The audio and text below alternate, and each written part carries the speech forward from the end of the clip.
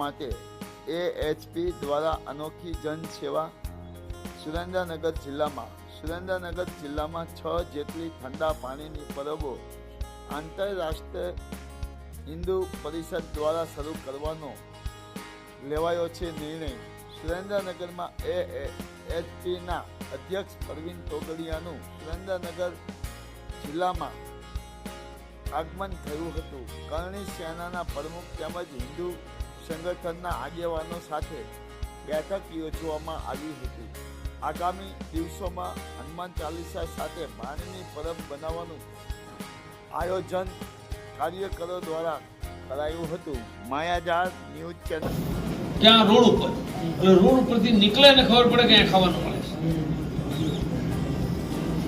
એવા દરરોજના 14 ભંડારા લગભગ 1.25 કરોડ લોકોને ખવડાય.